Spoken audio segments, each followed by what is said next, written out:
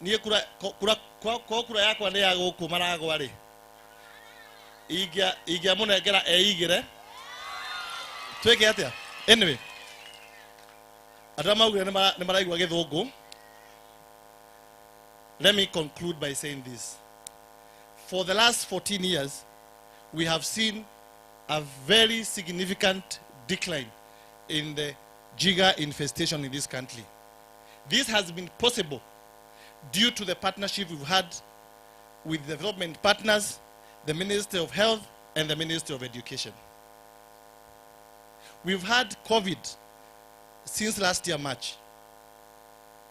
And we have learned a lot that we can be able to duplicate and be able to use the same to be able to eradicate jiggers in our country.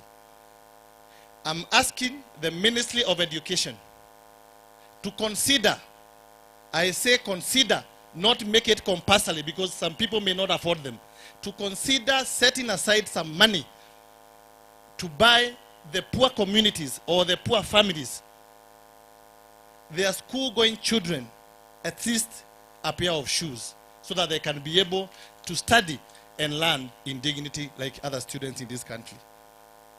Our government is committed to giving, I'm sure they are still committed. Sabina, you will let me know whether I'm wrong, in issuing laptops to the schools. Is it true? They are still committed. But I don't want to imagine how a student will be carrying a laptop barefoot. Mwanaku with a laptop, natare kira? So it's very important for the Ministry of Education to consider distributing shoes to those poor families. Another thing I want to add, COVID-19, it may, maybe by God's grace, may not be with us for another 2-3 years. But the issue of hand washing points, the issue of sanitation, the issue of good hygiene must be sustained in all the schools and public institutions in this country. We have seen how it has worked wonders. We have seen the decline in jigger infestation in this country since people started taking the issue of sanitation and hygiene seriously. Finally, we know that we don't have good structures and good infrastructure in most of our schools. For us to be fully able to eliminate jiggers in our schools, we must have good infrastructure. We must have water in our schools. Our classrooms must be cemented. We must create livelihood to the poor communities. I don't want to talk more than that. Di kwaria makeria ya hau. Toro githugu nigia katia. Nigia thira. Kiria ngweka riu. Ndirenda gwita muheshimiwa wanyu. Na tini ngomwita muheshimiwa agwitwo ni gikundi giake nigetha muheshimiwa oke atwitire maitu wa county na ageni aitu nigetha matwire kiria matureheire na Ngai amurathime na nituguthie na mbere na guteithania. Nimwakena? Mutikenyonia na guoko? Nimukwenda njere guku ringi? Nimukwenda njuke njere ringi? Endia muhe itangiri ya mai. Endia muhe thabuni. Ijeke muthambie kuguru na thabuni no muthambie. Ijeka mwira muhe tumae ngude na mukahe. Nigara makahe tumae dametia tumae. Nigara makahe gathabuni ga gwithamba. God bless you and thank you so much. Gikundi kia wa maua tafadhali muke nigetha mwite wa maua atwitire ageni acio ingi and may God bless you. Sama Bible can you come music? Come on, Mr. DJ, take that guitar this time loud. I didn't be the action, I need that beat to remove this debate inside my. If you burn like a heater, this time loud. I don't care me about my hater. Oh, jana shika mic every time nikifika. Watu wanna die, eti mimi nakuja nazo nguvu zake pali Maulana. Dabo akikama na land to the sim, ni nguvu zake wazo wake pali Maulana. Everybody zinaweza look up so high. Nikibis kwa kayeye ndivyo so much high. Nguvu zake zinaweza fanya you come. Mwenye chini na master to you every time on a guy. But the one I know is people get tied in his aim. But the most high God that he let come kwake cause yana kuita. Yeah. Ati Twitter, Facebook, WhatsApp, wako la kunafika hizo. Ukitaka kumujua soma Bible.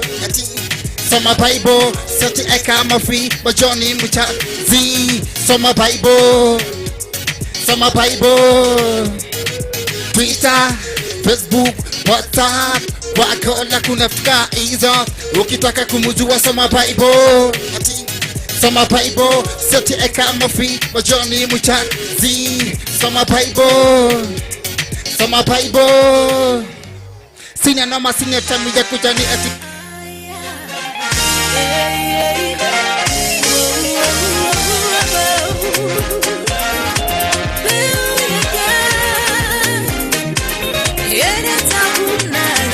Ibrahim miaka mingi ehokire Ngai ewa mwitire uria waire kanero akimwira tatarajata ona wahota.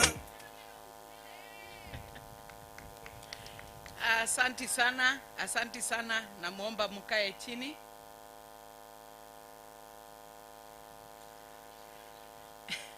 Watu wa Kabiti ya mjambo. Ai, kwani hatuna nguvu? Si siku ya leo ni yetu. Watu wa Kabiti hoye. Muko sawa? Muko na furaha? Sasa Kamau tuko naye hapa kwa hapa. Thank you so much. All protocols observed. Tuko na furaha siku ya leo. Furaha tele. Kiangalia hii ni area ambao inasemekananga kila wakati tuko na ukame. Jaa iko. Lakini CS kutoka Ministry of Education na personnel wale tuko nao Dr. Osman na Susan Koki kutoka Ministry of Health, mkiangalia hawakai kama wako na njaa. Ni sababu tuko na furaha. Sherehe za kusherekea National Jiggers Awareness Day zimeletwa huku kwetu Murang'a County, sub county ya Murang'a South na pia ndio Maragwa constituency. Na sana sana area hii ya Kabiti Mehango. Kwa hivyo tunashukuru sana tukianzia na CEO Kamau tugweta wadutu kana ukenagio ni ritwa riu ka ndukenagio we niwe wambireirie kuhurana na ndutu na wira uria mundu ekaga niguo etanagio naguo koguo tugweta wadutu tutekwenda kumenya ka wari murie ni ndutu ka ndwari muri si ndio hiyo sio ndio jina yake nigetha tumenya wega turari uhoro wa Kamau uriku twamwita Stanley Kamau wa hadi Kenya ndumenyekanaga no twiga Kamau wa ndutu. Sasa kila yeyote anaelewa tunaongea maneno ya nani. Na tunataka kushukuru siku ya leo ni katase yako Kamau CEO wa hadi Kenya.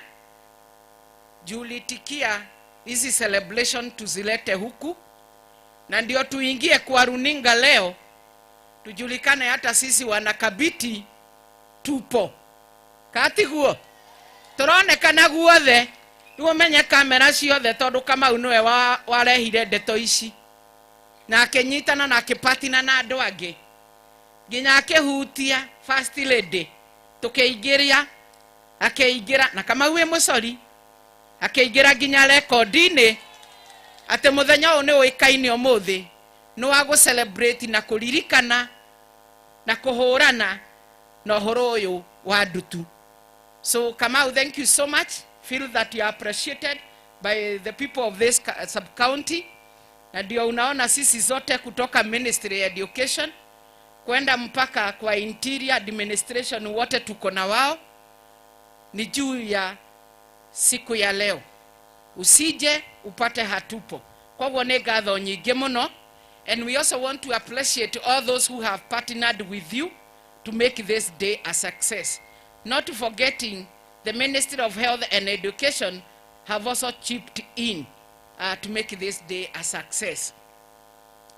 Madam CAS Education, you will allow us, we'll be talking English, Kiswahili, Kikuyu.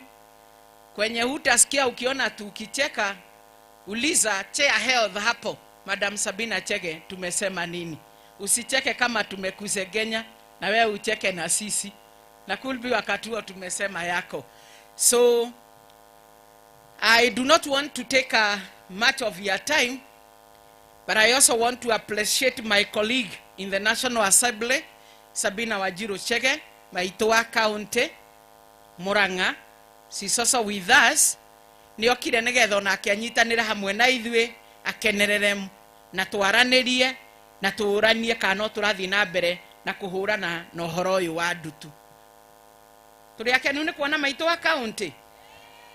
Idarehire nyonyo tunyonye. No ngana arerigite guku.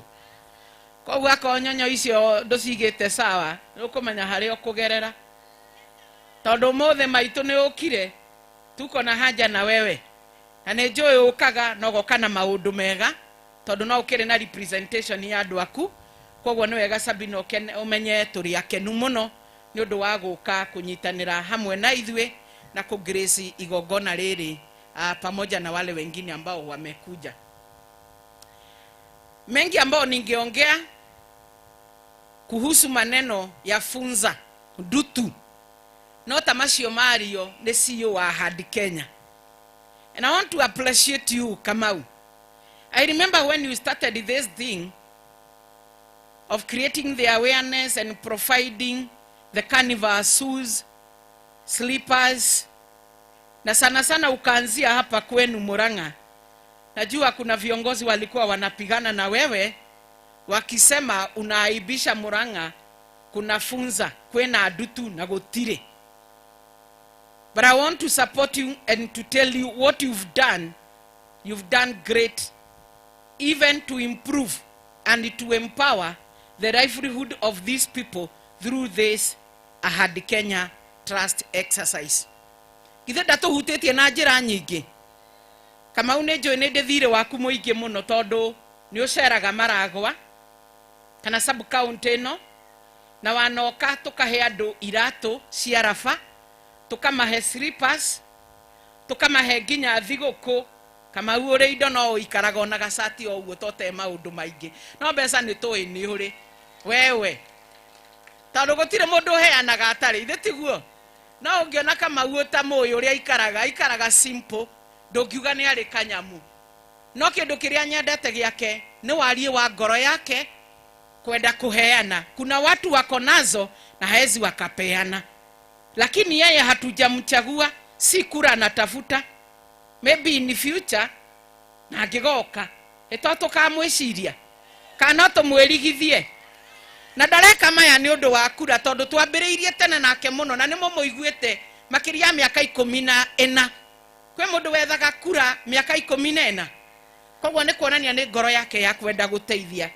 Kwa hivyo Mungu akukumbuke na akutendee mema wakati huu ambaye unaenda kwa pembe zote za hii nchi ukipeleka hii maneno ya kupigana na funza. Na gutire kundu ni amwira ndutu ndioi mujaruo, ndioi mugikuyu, ndioi waria, ndioi ndutu wakorana nayo no igwithecereria igietha haria ingiikara na irerere wega. Kama ile shida ambao iko sana sana kwa hii sub county iko hii area ya Kabiti na area ya Makuyu. Na kwa hivyo cases za maboma ambao iko na infestation ya hii parasite the Jigger, maboma mingi iko kwa area hii. Ni sababu hata the poverty levels bado ni mingi. Ile mvua inanyesha area hii na sana sana tukienda chini si mvua ya kutosha. Na unajua umaskini ukiingia bado hata retardation ya venye mtu anakaa na kufikiria maneno ya usafi na nini yote inaleta depression ya aina.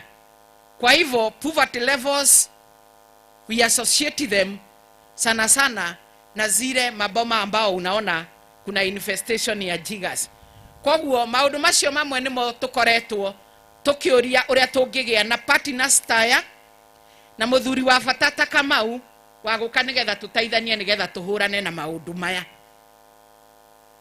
Na no njuge thirikari ya mugathe Uhuru wa Kenyatta nirutite wira munene muno wa ku improve livelihood cia andu nigetha tuhote kuhurana na ukia, na nigetha ona tuhote kugia na mwiciririe mwega, na nigetha ona tuhote kuguthera, especially dutu nitoi muno ciegwe ciana na andu aria akuru.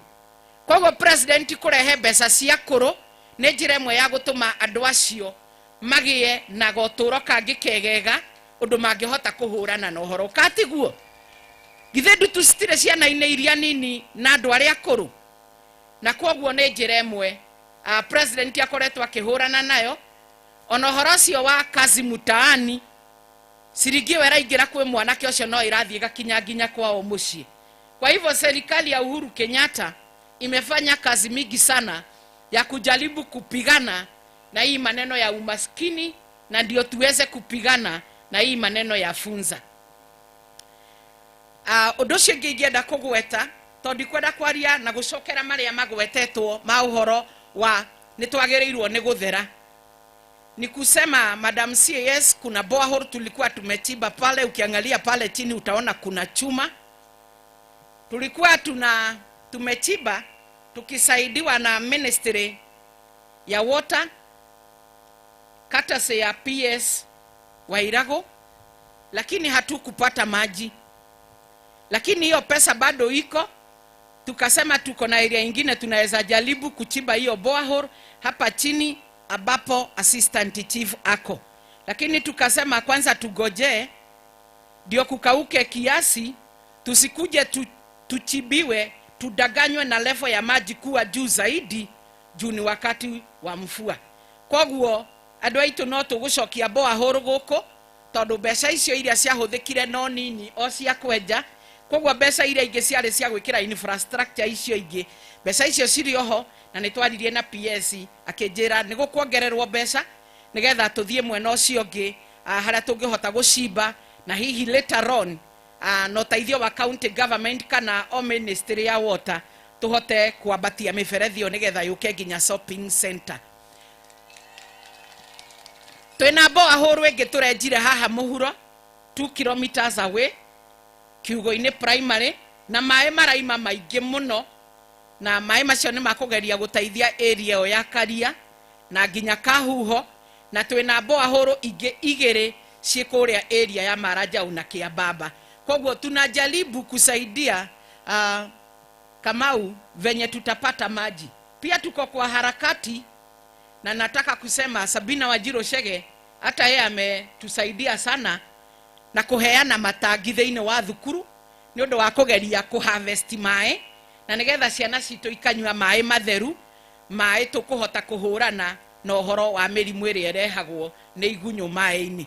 Kwa hivyo tunajaribu, but I want to say Madam CA's education, this is not enough. We still need to do a lot so that we can have plenty of water, because many of our schools we still have earthen floors. Turiona irathi itari thiminde na mbeca cia CDF itiganaga, na tondu wi thiini wa Ministry ya Education CAS ni tugutiga twagia kiriko ati ni gukurehere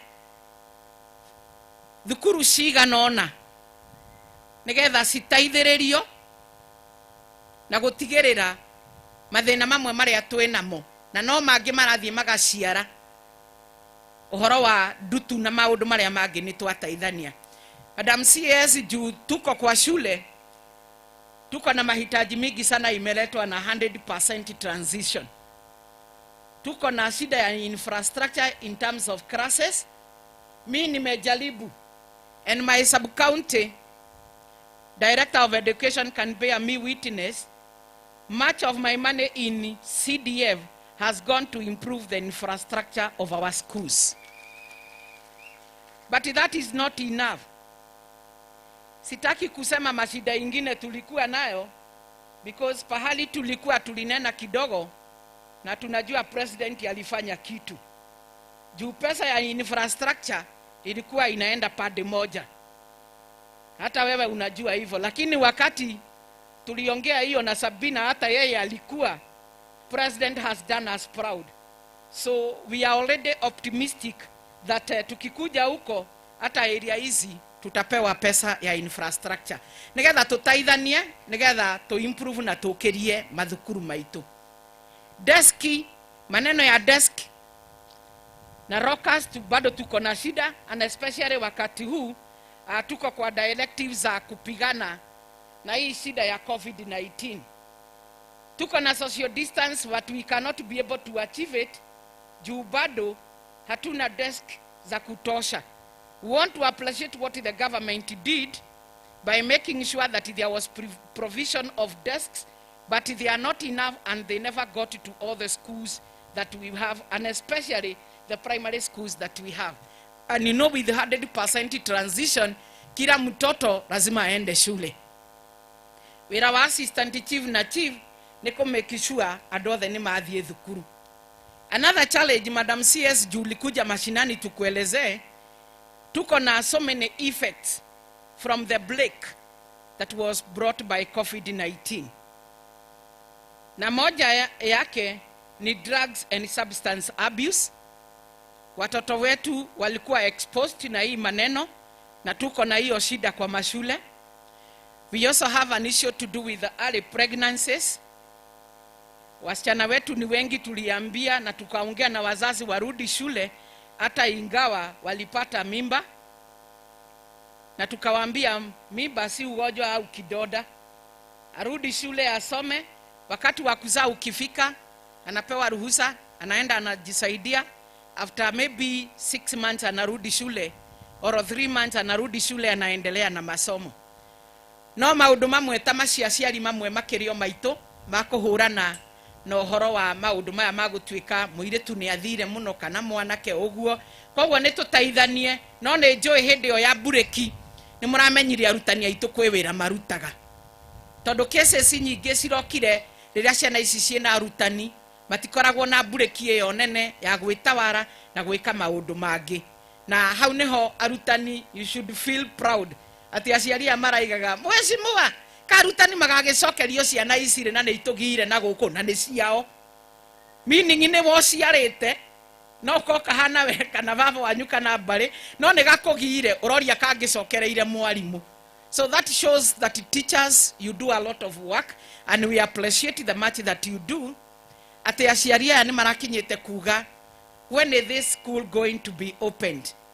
Koguo aciari tutaithanie na tutaithia arutani kuhurana no horo uyu kana no kioyu. Nikienda kumalizia ndio niite maito wa county. Nataka kuongea na Daktari Osman na Susan Koki. Sisi mumekuja kuingia kwa viatu za CS ambaye tulikuwa tunangojea pamoja na CS Education, na hata ukiangalia bana yetu inaongea that this occasion was to be graced by CS Mutahi. Mwenye haku anakuja peke yake, walikuwa wanakuja na CS Education, na ndio CAS ako hapa. Na niwe gado itu mumenye ti kwaga magire guka, no ni kuria kurageire na mucemanio wa naihenya State House marerwo hwaine. In fact by them na thinasara turoe no maroka, no gugikinya kindu tha ithatu guo kuratwika president ni ameta mucemanio State House.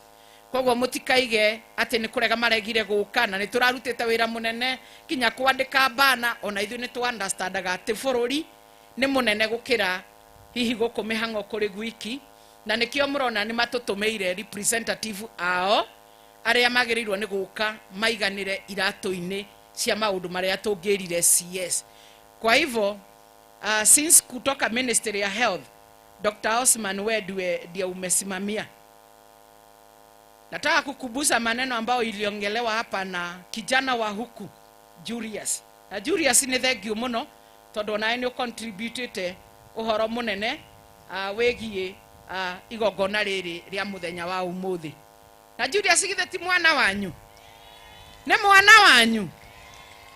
nĩ mũmwendete nĩ mũraihu ũrĩa kwagĩrĩire ena wari ũrĩa wagĩrĩire koguo na ngĩkenda gũtuĩka mũtongoria ndangĩtuĩka ndaroneka nĩ gũkuhĩha ona ndangĩtuĩka ndarendekana nĩ kuoneka hihi ena kĩnyiria niĩ nyonire te mwega no ndinakiuga ũguo mwĩcirie nĩ mũndũ ndĩrenda ndakĩhota gũkiuga ũguo mũnjũrie kawa maua wericũkwo njoroge no sawa ona president nĩ acainire wathoi wa gwĩtĩkĩria no nĩ arũme metĩkĩririo ti atumia arũme nĩ matũhinyagĩrĩria Sabina arũme metĩkĩrio mahiki atumia aingĩ no ithuĩ tũtikagĩa arũme aingĩ na Ngai akĩũmba njenda ya mũtumia na ya mũndũrũme onakorwo nĩ mũndũrũme wombirwo mbere rĩ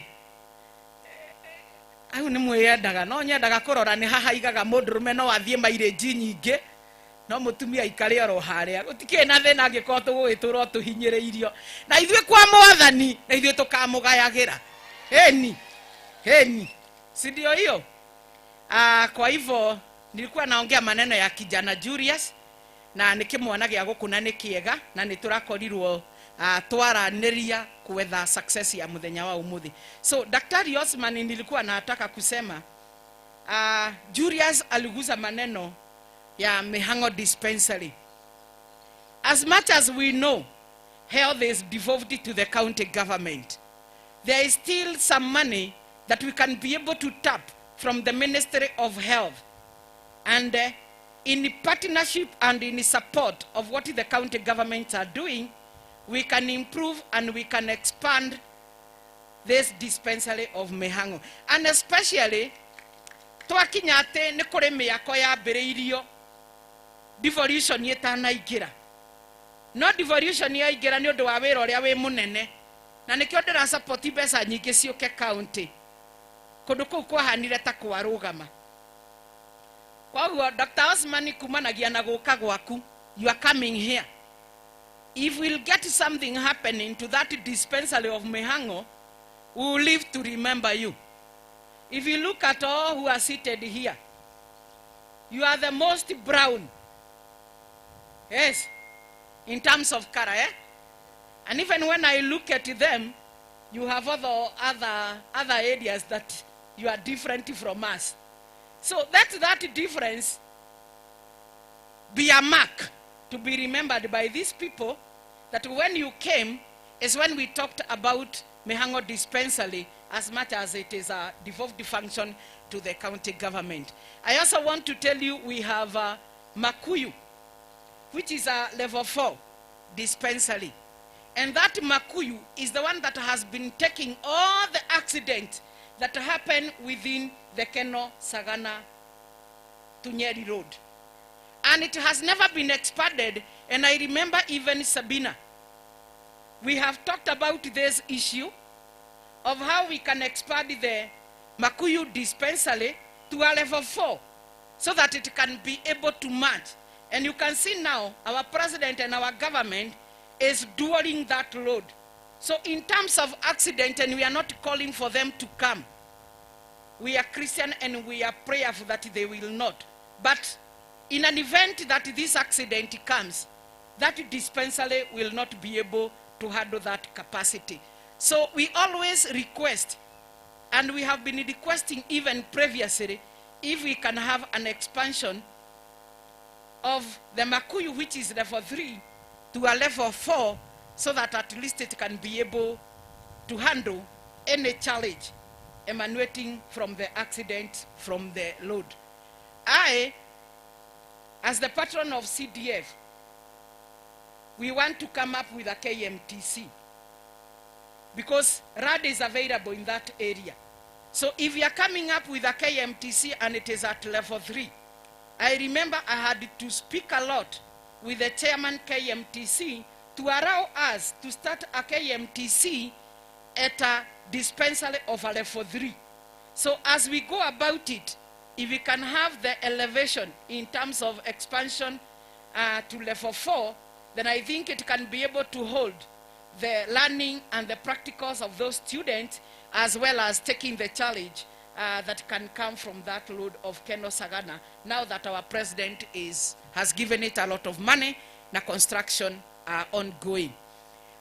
If there is anything that I will remember that I have not talked about, I'll talk about it, but allow me first of all to stop there so that I may invite Maito. Maito andu a matinda makinyona.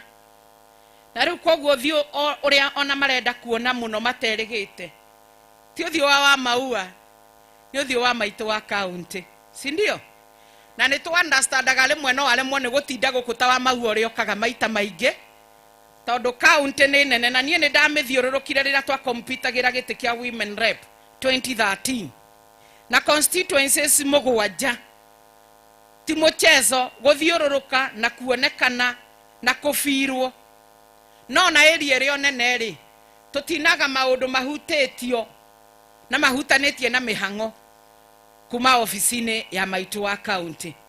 Koguo rimwe twamwaga mwanyona mukamenya ona nie ndikuga ndi Maito nie ndi mami wa sub county ya Maragwa mamu na mamu aga mamui koguo reke ndimwitira Maito na ngiona Maito okite ni joy na message kutoka hapo. Akimaliza nitaita wale wengine mpaka kwa mwenye amebeba speech ya the chief guest wa siku ya leo. Karibu sana Maito, Sabina Wajiro Shege, Maito wa county ya Murang'a. Maito ndazajagio ndiwe kana hau no hokiri, utatuambia. Karibu sana.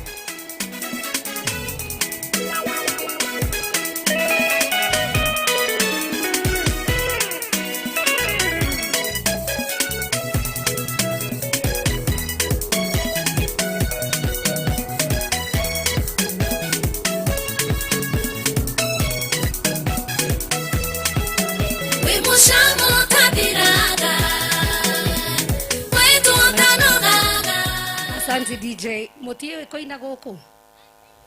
Motio kana mukwenda wikirwo free reader. Mukwenda we mucamo tathira kana free reader. Mucamo. Aya niki mutikirwo game basi tuine rwimbo ru hamwe niguo tunogore maguru.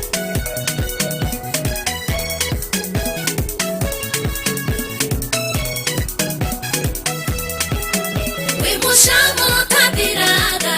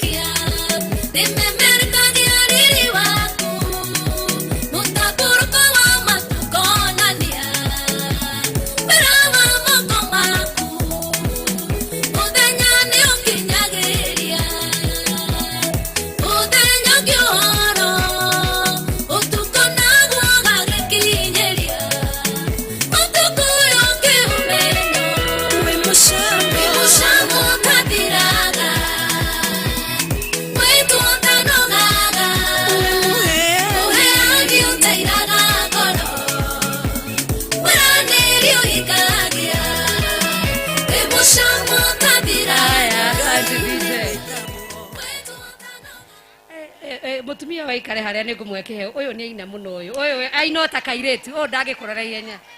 Yes. Ona wei muri inyuere uguo i mwekua mahura iruhe tondu mekua muno. Maisha matiendaga ma stress ira ucio ngitiga stress. Maisha matiendaga stress, andu mendaga guikara mari akenu mama na kazi. Asante sana.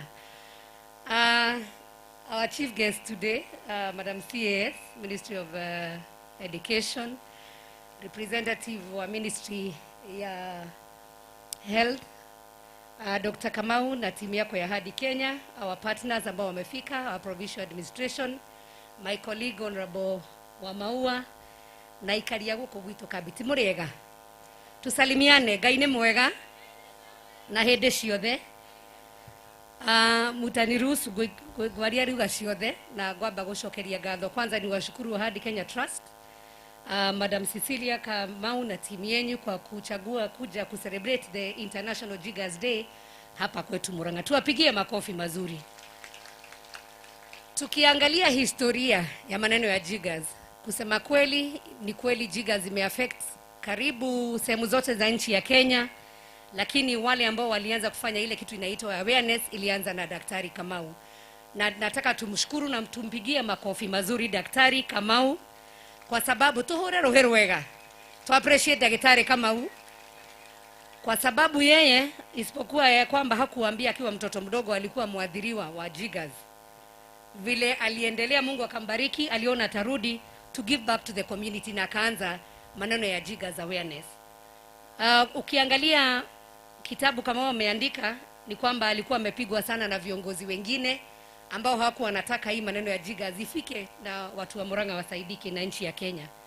Lakini imekuwa ni safari ndefu, na nataka kushukuru pia Ministry of Health ambayo mimi pia ni chair wa health, ambapo wa recognize 3rd of March every year tuwe tukicelebrate hii siku, na tunaangalia kuagamiza kabisa maneno ya Jiggers. Ni kweli ni murada totore na adutu adura mare dadutu idire viugo ko igoro uguo. Yes, kama wona ni arahigura museum kuria Murang'a ategwe hende gwakinya njiarwa cikeragwo ni kwari na adutu muragie ndutu niki tore gukinyete handu ni muri mwareo ni ndai inyui cia mutwe kana cia nguo ciothe ni itoire riu. Uguo niguo turenda gugakinya hindi imwe, siku moja ifike ambapo Wakenya watakuwa ambua kulikuwa na mnyama alikuwa anaitwa funza, na huyo funza iliisha. Sasa kama wanafungua museum pale Murang'a ndio tuwe iwe ni makumbusho ya kwamba kulikuwa na funza. Lakini as we appreciate Dr. Kamau and your effort, pia hawa wamama na wakaji wapo wa Murang'a nataka kuwashukuru kwa sababu tulishikana sisi wote na viongozi. Kamau umetuletea viatu mara mingi, umeangalia watoto wetu katika shule zetu, na tunashukuru. As we celebrate, we have something to celebrate about. Na yale ambayo yamezungumzwa ni mengi siku ya leo, na todi kwenda kwaria muno tondu muthenya uti wakwa ria ndagitari aranjirie ni utuguka guku Kabiti ni ndaigua Julius ni ari uhoro wa thina wa mai guku, na gwiciria nie na wabici yakwa ni tukite gutire primary Kabiti itare na itangiria mai tondu ni tete kuma wabici ya maitu wa county. No ngoro ni hari no nyende twirwo muthenya wa umuthi niguo tukiuma guku itangiriuke ni kuri matare na itangiria mai mihango kwaja kwina meri. Tulikuja juzi kwanza na Safaricom Foundation Daktari Kamau, na tukaenda Mihango Secondary, tukaenda Kabiti Primary. Hao kwanza wako na mbili kwa sababu Safaricom Foundation pia ilikuja na tukaleta tanks za maji.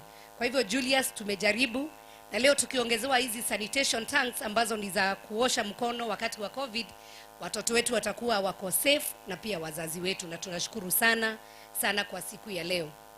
Na yale ambayo yamesemwa ya dispensary tumezungumza na Daktari Kamau, na pia nashukuru ambaye amesimamia minister wetu wa health, tuhakikishe kwamba kama hiyo ilikuwa ni national government project ambayo ilianzishwa ya Mihango dispensary, ni wega thibitari werike kana tiguo. Na kwa sababu mimi ndio chair wa health, nataka kufanya commitment honorable wa Maua siku ya leo ya kwamba tupewe documentation pahali hiyo project ilikuwa imefika, na tuiharakishe kwa sababu ndio tunafanya budget ya next year, ndio tunafanya budget policy statement ya mwisho katika hii bunge yetu. Kwa hivyo ni vizuri tuharakishe, tuletewe hiyo budget ya Mihango dispensary, tutigirene twambiriria wira Mihango dispensary.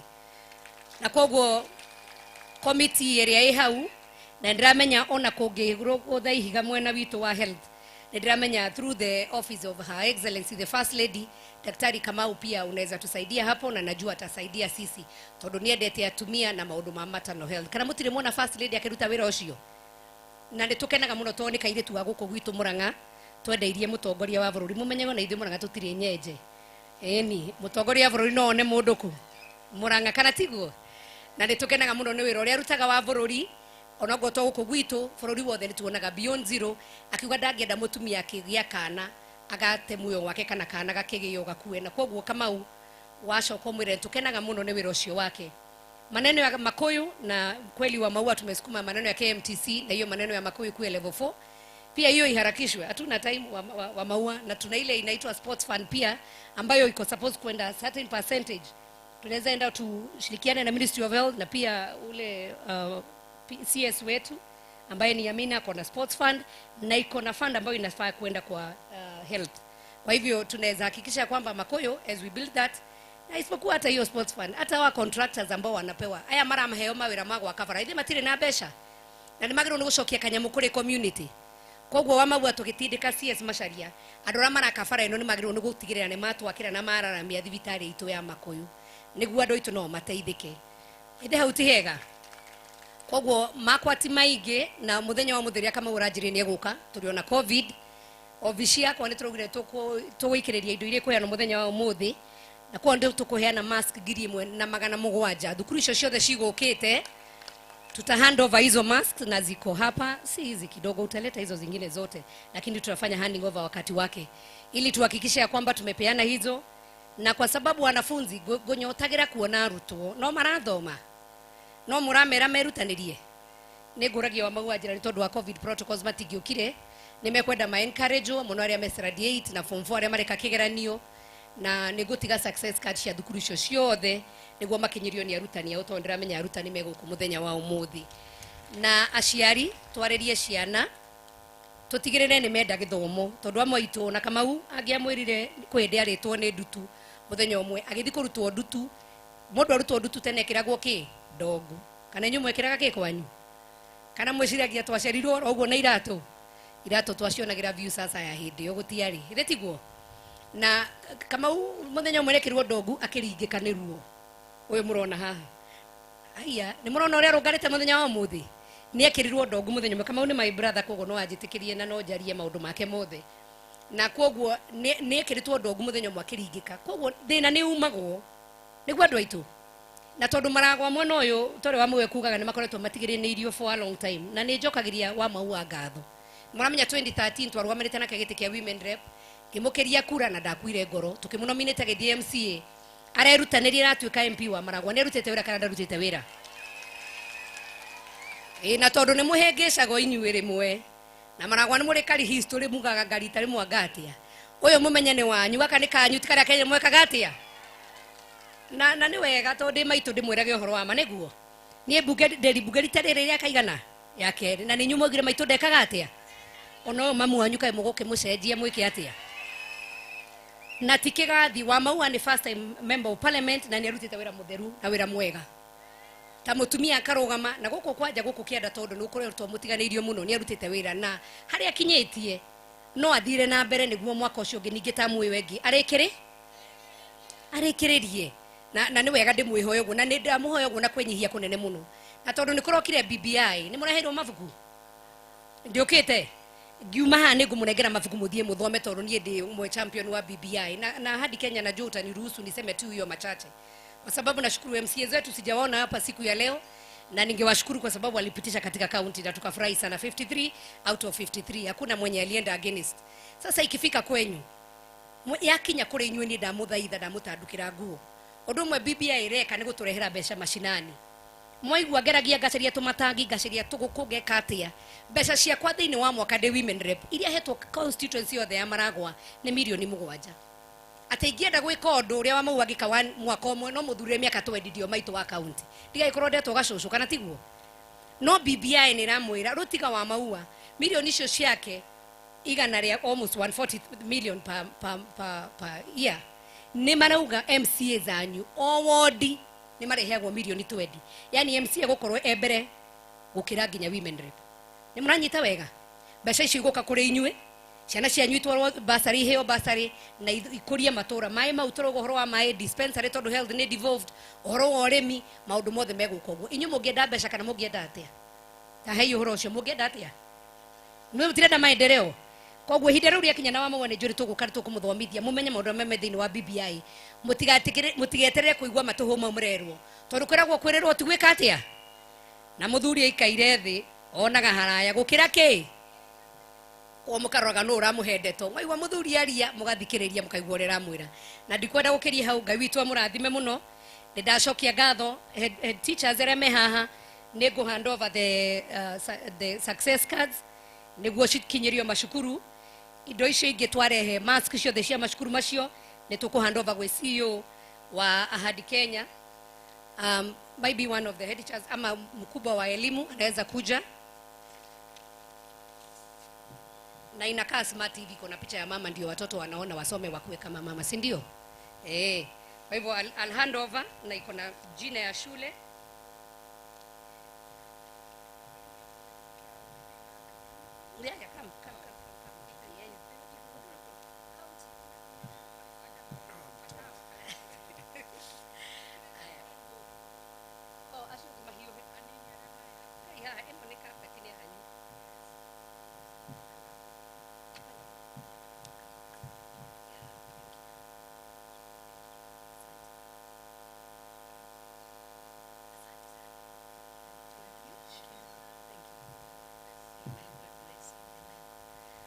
Twauga turingirie ciana citu guthoma na thina ni umagwo neguo na nduturagwo na kuria urugutikagiria mundu agire wega atumia aria meheri atumia aria meha ni ndu wa kuina wega mutiuke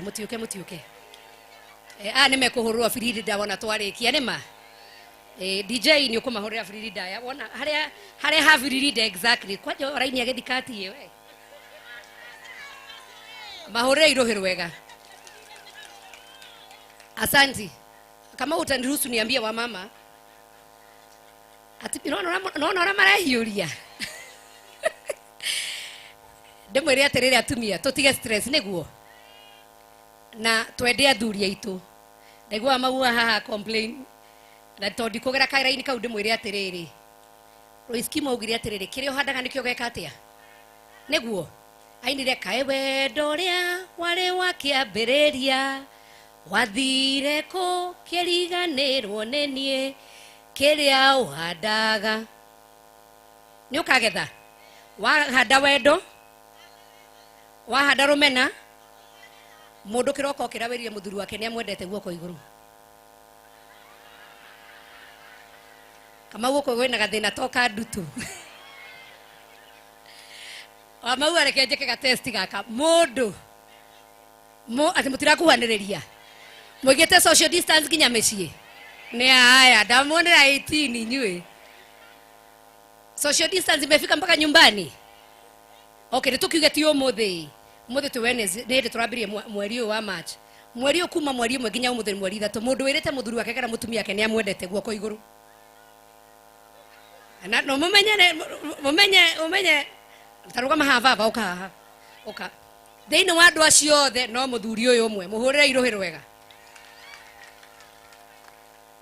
Eka inde mwire rugama hau uyu wesa wona uria smart ni aoneka mutumia ni amurorete wega kana tiguo turaina irwa atiriri gwetha kihiki kimwe kiega muno saicina kihiki understanding kihiki ndagwa kihiki kio ni ki understanding na nikie atumia ndamuthaitha twika ihiki understanding kwanyu mucie niguo na onobana no aricokagwa ona nyuari arekagiriria kwao okagwa hauthi ukamunyita ukamucokia na muci mwina thimu umusevete atia tedia he ungiginya sevete mutumia kagera muthuru wake subua mumenya Ngai ni aramuona ndemwetaga kindu kiheo kuma kwe andu mararora atumia atabisha ati Ngai ya niki riu ni hakutidio gima hau ni uriona ni maranyita wega tondu ndutu rimwe ni cuka mucini tondu wa thina na rimwe mundu angigia thina wa meciria ugie na stress ona ni kugirio nginya ni ndu kundu twirega kurutana ndutu na goko kiguma na tigoko kwanyu twina kamau twakorire muthuri aritwo nginya kuria gwa thuri. It is true no gikinya ni ukurio kuu ri ni kuga kwiriga uhoro uyu ri nawe na mutumia areke itwarie ma igikinya ndutu ni kinyete hau ri ikamba igatuika ciatigio kuria kiga ni kuga uhoro uyu ni arega urugare umaga nako riu ahotete nginya ndutu ikaihamberera ha inyu atumia tiko murota ndarota ni mugie mutwe turore athuri ai na inyu athuri tutiendete maundu maingi twendaga okwendwo tuti maundu maingi tutiendaga maundu maingi turi magani twihangagira no utuonio okay tutiire ma stress tu atumia mundu wina thimu yake tereke ndimione ndenda ukaka exercise kamwe na hinya mundu ukite na thimu nyone wagwa musivite atia my sweetheart kana be haya we nuramenya ginya bei we ui one ada 18 ya Ngai sawa ruta ithimu na ihenya niguo njikare thi murute thimu ikarathi ndenda taithie message ni urio mwandikagira message ndenda wandike tambiririe go type twandike na ihenya kaisa kana ihenya tandika eni butikadi butitie kunegena twendu ni twi serious tandika eni ona mwena umwandike to na nyuma hota ukorwo na gathina nigukira mukirite mutige gwitua ati ni nyukire hau eni na thimutiu ya gakofia na eni na G na W na E na N na D na E mukinyite ha ta thomera haro kinyite ni ngwe riu ndenda urikie tarikia ni ngwendete N na E na N na G na W na E na N na D na E na T na E ta thomera ta hinya ka batoni ga said na ihenya no uri gucokerio ndagika imwe wa mau andorera ndagika imwe within 1 minute uri gucokerio oe guoko iguru noke haha no no mugutheka ndimwiririe atia kai wendo ria wari wakiambiriria kiriganirwo niguo nginya ndutu itigoke mucii kwage rugari ndutu ni ciathi ni tuge celebrate muthenyo he mundu wacokerio wa mau ndagika ni athira ona Kamau atana gicokerio wa ndutu ona Kamau ni kuru uguo Cecilia no wacokerio bado ona we gwaku ni kuru uguo na niguo kajuice ni ugutumite we ona ndunatuma ni gwitigira ona ndungicokerio haya he mundu wacokerio maragwa yothe reke ituhoe Ngai atuhe wendo thiini wa micii niguo maragwa yothe ate me wira-ini me busy kana ni gutanjira chanji wacoka mucio mwiri atiriri hindi ngi ukanjokeria to ni ngienukia ngiri ya mai tukamugurire kanyama riu nona ni atuma ngiri yure he wacokerio no wacokerio mirehere uka ona ngoro oria o he andu twathire mundu akimuria atiriri ukwandikagira message iyo tondu miaka 10 nduru wa mwandike uyo no ria hana ni hana gucokerio ana wa timu wa maua rehe na mutigakorwo ni mundu oi ha wa gucokeria ni ndona uyo ona message iria cie mbere ni mandikanagira tirita ria mbere na mwira same sweetie tamuhure irohero wega we ino yaku ti nyandike no nginya nyone uria watuma niguo nyone uria waco ino ti njokie acha reke nyone uria watuma taruta rore yake ukona uria andika na uria yaco na murandikaniire hwai by the way uyu niwe wacinda ukamwena uyu muhure irohero wega no tuige urugari thiini wamo na o mundu ekoinukia ngiri matano ni make na matano ni ma mutumia kana ma muthu uthio umugurire kanyama umure tondu wa kuiga wendo thiini wa mucii maitu ni acokia ngatho na inyue muige wendo tugage hurutira mwaki wa roho ndukahore gicinga kia Ngai witu amurathime ni ndimwendete asanteni sana thank you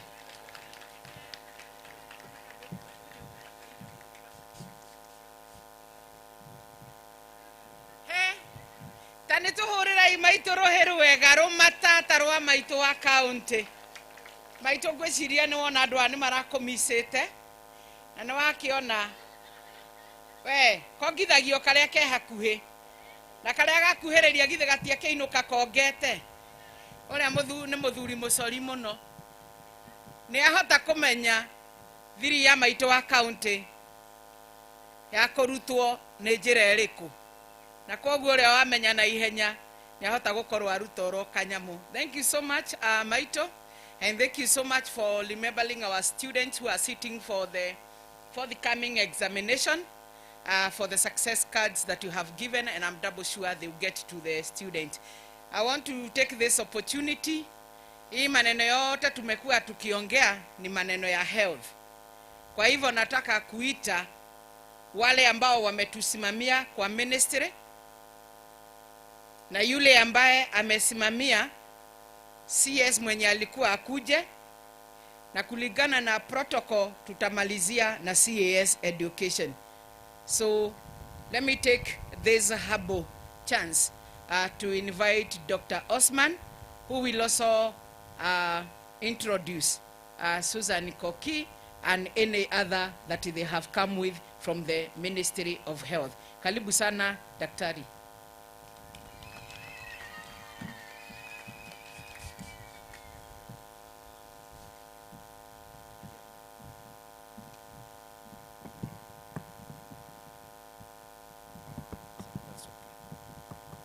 Watu wa Muranga, hamujambo? Hamujambo tena? Muriega? Asanteni sana. Kwanza nataka kuanza kabla sijasoma speech ya my cabinet secretary, nataka kuwatambua wale tumekuja nao from the headquarter, Minister of Health. Please musimame. Huyo madam anaitwa Madam Susan Koki, anasimamia Department of Public Health. Na mwenzetu huyo mwingine anaitwa Mr. Lago, anasimamia hii program katika Ministry of Health hapo Afya House. Thank you so much. Nataka kuleta salamu za the Minister, Cabinet Secretary of Health, on Senator Mutai Kagwe. Amesema angetaka kuwa na sisi hapa, lakini kwa kazi nyingine ilipotokea kwa ghafla, ametuma salamu na pia kwa Kiswahili nasema ni apologies. Nafikiri mmepokea. Mmepokea salamu za waziri? Siwaoni mkono, ziko wapi? Asanteni sana.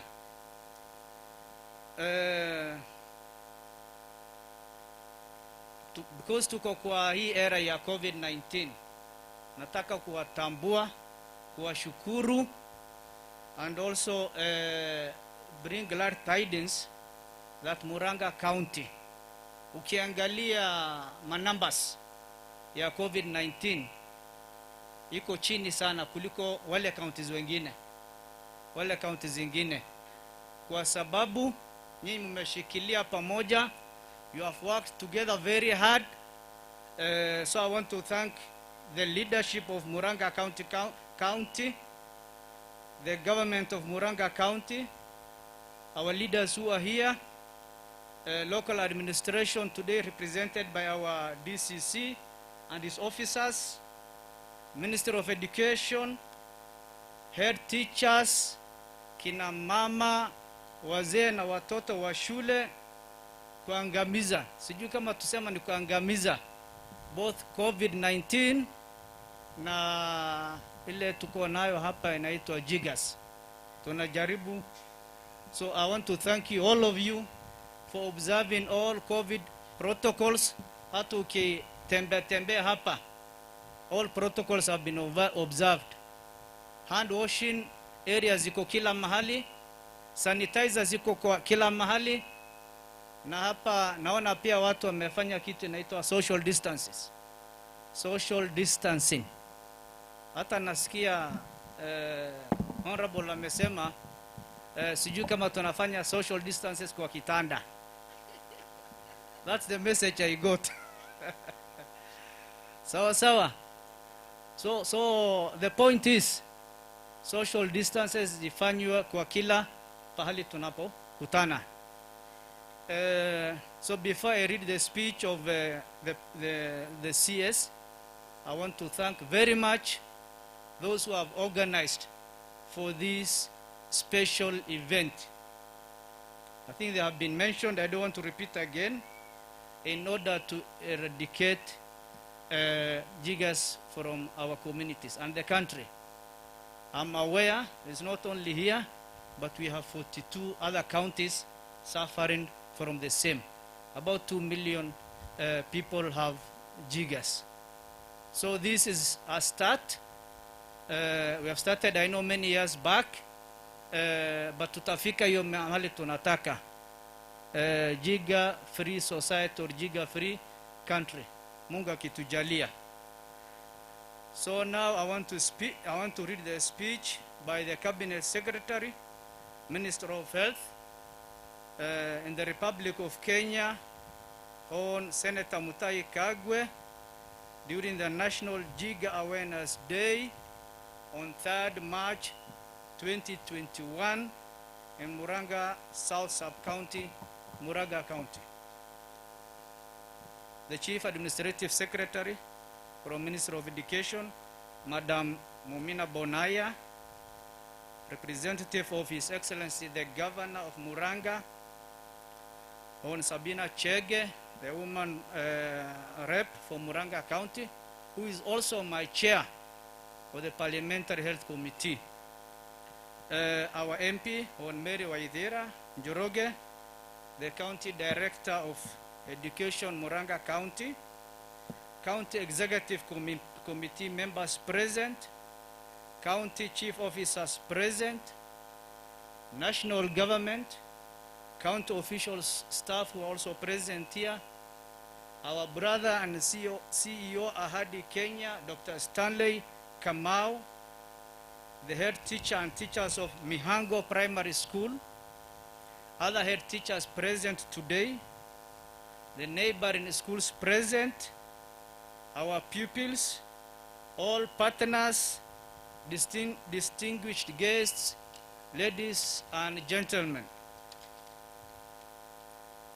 I am happy today to lead the national event on this Jigger Awareness Day in Muranga County.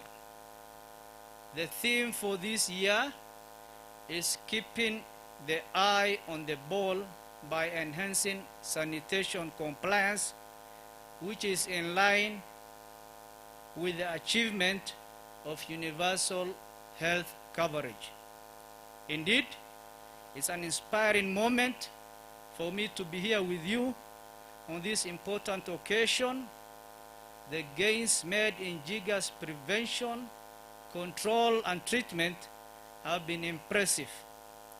I am gratified to learn that you have finally come together to address the plight of the long-suffering Jigger victims, who are mostly children, the elderly, and the disabled population.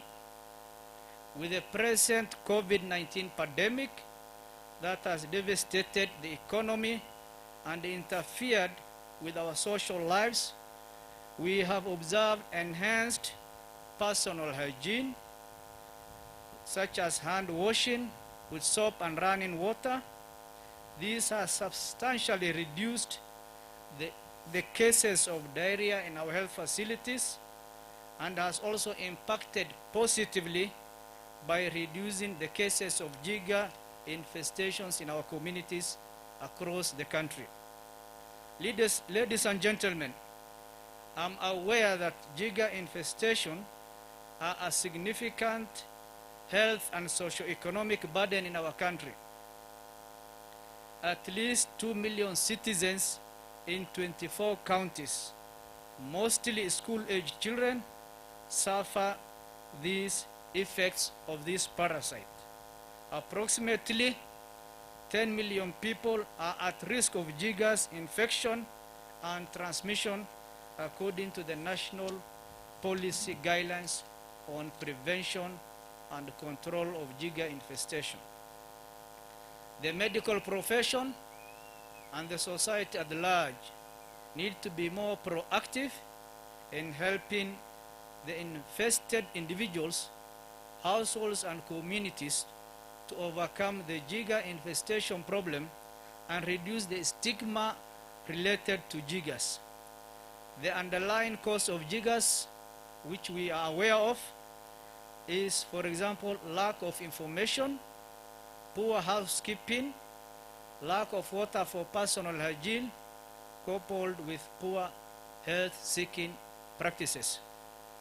Ladies and gentlemen, I wish to thank our partners who are here, headed by Ahadi Kenya Trust, the county government of Muranga, and other stakeholders for their efforts in helping Jigger victims by raising the required awareness as far as Jiggers is concerned.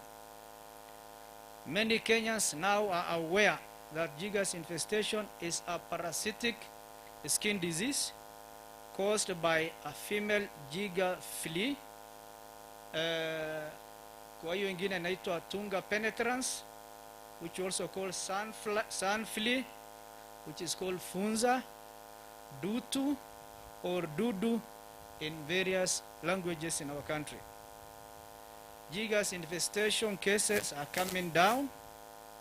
For example, in the year 2020, about 523 cases of Jiggers were presented in our all health facilities across the country. This allows positive achievement made by the county governments and the partners, and in order to scale up the trend, Kenya can be free from Jiggers. Ladies and gentlemen, Jigger infestation is estimated has caused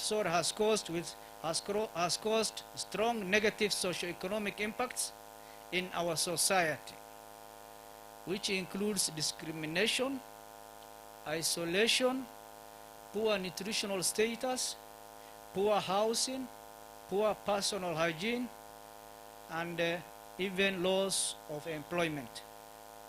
It has led to school absenteeism and therefore school dropouts and poor performance in our schools. Families further suffer lack of food because of inability to walk to their workplaces. Jiggers, as we know, is a self-limiting health problem affecting our individuals, families, and communities. The continued effort by healthcare workers, especially our public health officers, public health technicians, community health volunteers, and other stakeholders has seen the cases of Jigger infestation significantly reduced. The Ministry of Health staff at both national and county level have played significant role in their home visits, health education, training, contact tracing, and referral of those who are infested with Jiggers to our health facilities. This has seen those infected return to work earlier and therefore live a productive life. The children, the elderly, and the disabled in such households bear the burden of this disease because they spend most of their time in the environment which is invested by fleas and in close proximity to the ground, which is heavily invested by these fleas. Practices such as sharing accommodation with livestock and poultry are the primary modes of transmission for Jiggers because these animals are the main reservoirs for the said fleas. Ladies and gentlemen, in this regard, I want to laud the national government, the county government, and our partners for sustaining the idea of marking 3rd March every year as a National Jigger Awareness Day. This event, I urge, should be observed in all counties. This is in recognition of the fact that solutions to our health problems must start with us as individuals, families, communities, counties, and the country at large. The head of state, His Excellency President Uhuru Kenyatta, has been in the forefront when he set the Big Four agenda, where universal health coverage is one of his legacies he wants to leave behind, and therefore provision of water and improved sanitation is part of the enablers of universal health coverage. Ladies and gentlemen, in line with the Constitution of Kenya 2010, the county government have now become the lead agencies in the implementation of healthcare services and prevention in the country. The counties have taken full responsibility for the health of its people. The people of this county have therefore a responsibility to eliminate jiggers and make it possible for all to live in a jigger-free county. That will accelerate progress towards making our country jigger-free. God bless the people of Muranga. God bless Kenya. Asanteni sana, na Mungu awabariki. Thank you so much. At this juncture, I want to invite our chief guest, the Chief Administrative Secretary, Minister of Education, Madam Mumina Bonaya, to... Okay, I hand over to our Member of Parliament, Madam... Tomwania virinda, tomwania virinda, virinda, tomwania virinda, virinda.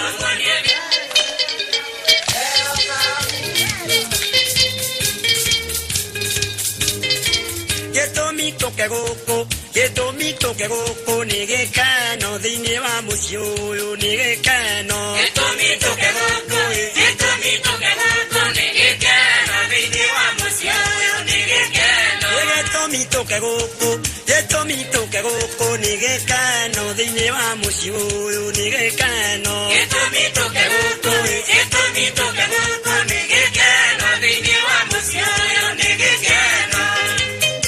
Yani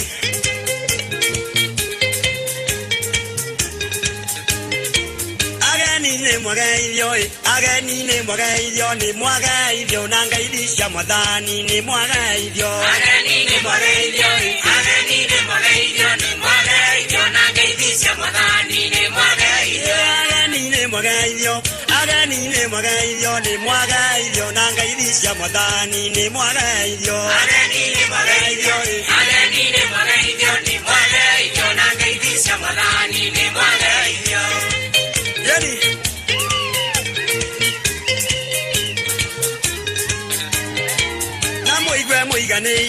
Namoigwe muiganire mukenete thini wa muci uyu mukenete. Namoigwe muiganire na mukene thini wa muci uyu na mukene. Namoigwe muiganire mukenete thini wa muci uyu na mukene. Namoigwe muiganire na mukene thini wa muci uyu na mukene. Tomwania virinda, tomwania virinda, virinda, tomwania virinda, virinda. Tomwania virinda, tomwania virinda, virinda, tomwania virinda, virinda. Tomwania virinda, tomwania virinda, virinda, tomwania virinda, virinda. Tomwania virinda, tomwania virinda, virinda, tomwania virinda, virinda. Dani.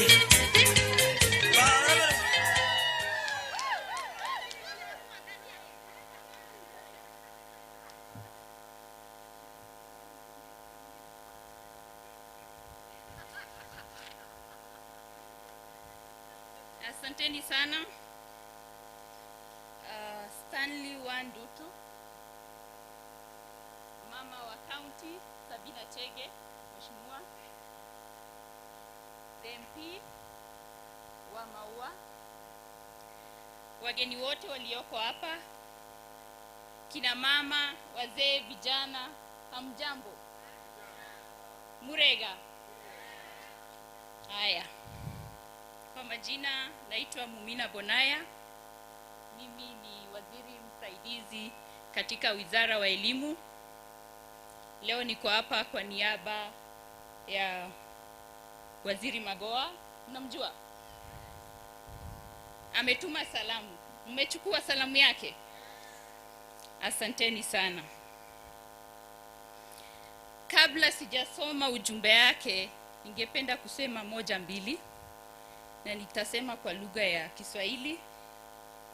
Kiswahili yangu si nzuri sana lakini nitajaribu.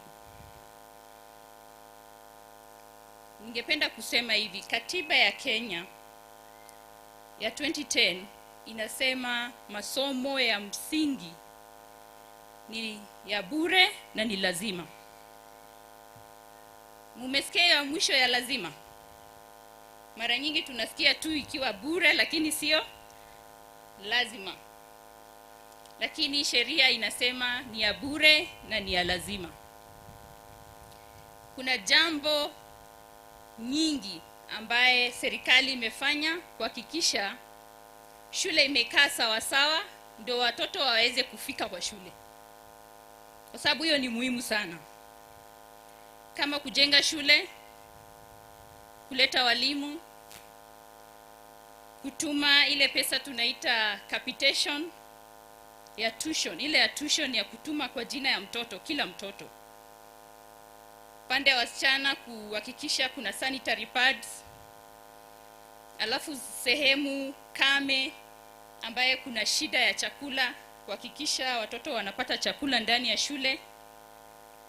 Ijapokuwa kuna sehemu zingine kama hapa tunaelezewa kuwa iko na shida kama hiyo, na ingekuwa vyema watoto pia wapewe chakula.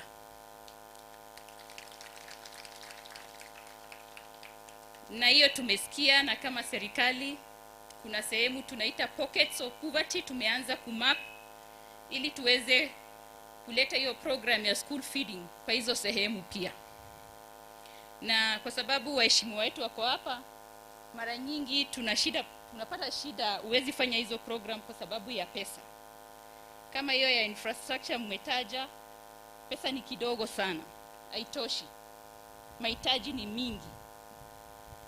Kama hii ya school feeding program, vile vile mahitaji ni mingi. So tumesema tu target sehemu ya kame, lakini leo nimekuja nikapata pia hapa kuna sehemu watu hawezi pata chakula. So watoto hawezi enda shule. So tusaidiane ili tuweze kutatua hiyo shida. Nikisema hiyo yote, hiyo ni mambo ya hardware serikali inaendelea kufanya.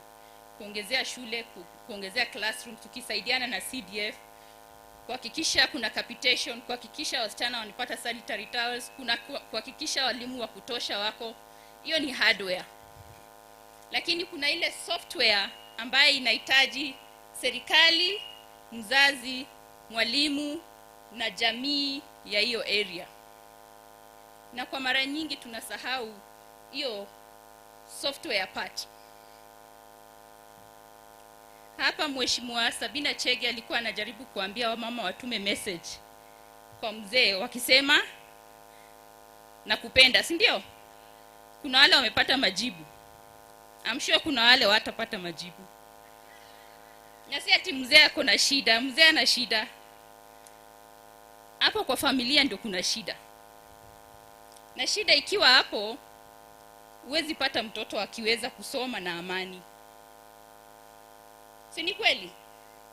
Kwa sababu mtoto anabeba zile shida za nyumbani, anapeleka wapi? Kwa shule. Na inakuwa ngumu sana hata kukaa kwa darasa na kusikiza mwalimu. Hiyo ni jambo moja.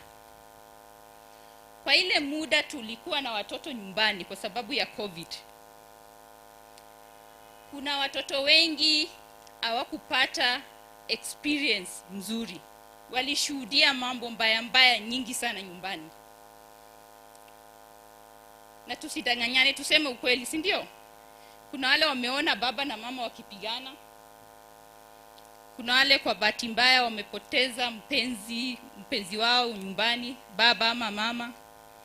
Kuna ule ameona mzazi amekosa kazi, hakuna ajira tena. Kuna msichana amepata mimba. Kuna msichana amekosewa kule nyumbani na mwanaume. Kuna kijana vile vile amefanyiwa makosa huko nyumbani. Kuna vitu nyingi mbaya sana kwa jamii na kwa familia. Na watoto kwa sababu bado hawajajua vile ya kubebana na hizi vitu, vile sisi tunaweza bebana nayo, inaenda inawa affect, wanapeleka shuleni. Leo nikipitia pale shule ya wasichana ya Makuyu, si ndio? Makuyu Girls. Niliongea na principal. Mheshimiwa principal alinielezea kisa ya msichana kutaka kujinyonga leo asubuhi. Nimetaja hizi vitu kwa sababu mara nyingi tunaona kama kupeleka mtoto shule na kulipa fees na kumpatia ile kitu anahitaji imetosha. Haijatosha. Wewe ni mzazi, kuna ile jukumu uko nayo kama mzazi. Na huko mbeleni tulikuwa tumekosea kwa sababu tumeachia mambo ya uzazi walimu. Parenting tulikuwa tumeachia walimu. Ilikuwa makosa. Lakini competency based curriculum inakuja kurekebisha hiyo maneno. Ukipata mtoto anakuja na kazi nyumbani anakuambia tumeambiwa mzazi afanye hivi na hivi na hivi, sio ati kwa sababu unataka ukue mwalimu, hapana. Tunataka kama mzazi uanze kujishughulisha na masomo ya mtoto wako. Na si lazima ukue umesoma ama lazima ukue unajua kusoma na kuandika, hapana. Ni ile tu ile muda unapatia ule mtoto, kwa sababu hiyo wakati unakaa na huyo mtoto unaweza observe vitu nyingi sana. Unaweza pata mtoto maybe leo hajakuwa sawa shuleni. Na ni vizuri kama mzazi ufuatilie ujue shida ni nini. Unaweza pata msichana kuna mabadiliko kwa mwili. Kama huwezi kaa chini na yeye kufanya kazi pamoja na kuinteract na yeye, huwezi ona hizo vitu kama mzazi, si ndio? Sasa hii elimu ambaye tunajaribu kuroll out, hii system mpya ya CBC imeweka mzazi hapo katikati kwa masomo ya mtoto. Walimu watasaidia, serikali itasaidia, shule itasaidia. Lakini lazima mzazi akue pale, atembee hiyo safari na huyo nani? Huyo mtoto wake. Kwa hivyo sisi kama wazazi, hata mimi ni mzazi. Saa zingine unapata nimeshinda kazi siku nzima, sijapata nafasi. Unaambia mtoto enda kaa huko fanya homework, acha kutusumbua.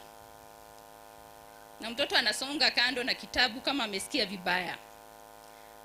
Ama tumeshikilia hizi masimu za siku hizi, hii yenye tunashinda nayo hapa saa zote. Mtoto amesimama hapo anajaribu kuongelesha apate attention yako, lakini hutaki kumpatia attention. Wewe uko hapa tu na simu unaongelesha dunia mzima. Ukiongelesha dunia mzima, mtoto wako pale amepotea. Hapati mapenzi, aoni ukimpatia attention. Kwa hivyo nimesema haya yote ndio sisi kama wazazi tuweze kushirikiana na walimu kwa faida ya watoto wetu.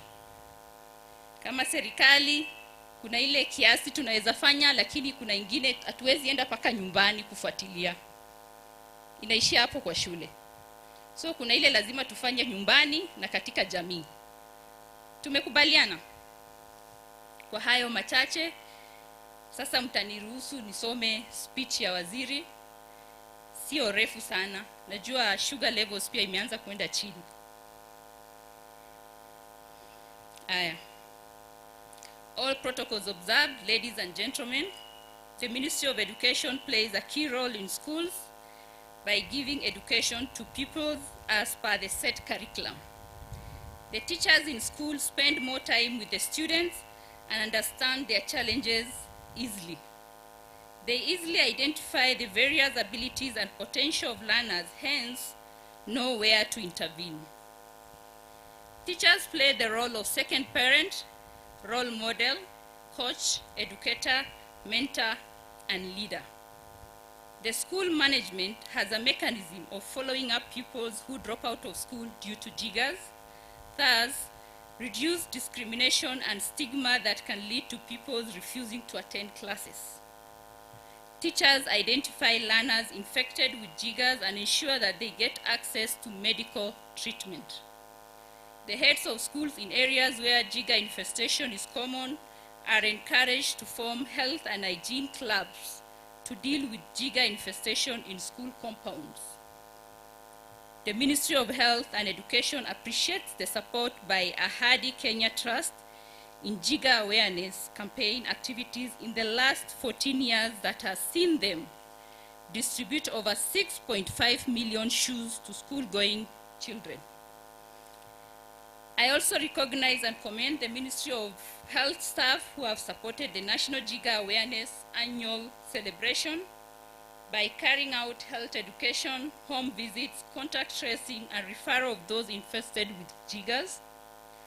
The staff map all areas with high jigger infestation and focus efforts in those areas in dealing with the flea by spraying with insecticide, application of insecticide powder dust, and encourage household owners to clean floors and practice safe waste disposal. The staff at the county level carry out routine home visits during sanitation and advise the household members on various health issues. The multi-sectoral and partners' efforts have seen the prevalence of jiggers drop by 70% in the last 10 years. Let's appreciate the efforts by Ahadi Kenya. So as I conclude, I want to say that together we must endeavor to collaboratively ensure that Kenya is made free from jiggers. And you know why it's important, especially for school-going children, to be free of these jigger infestation. Just like when we issue sanitary pads to girls so that we can restore their dignity, I think this is exactly the same thing for the learners whom we assist to get rid of jiggers so that they can comfortably sit in class and be part and parcel of that community at school level. So that's the speech from my Waziri. And I say thank you to the parents who are seated here. Remember, we depend on you to succeed in the education of our children. Asanteni sana.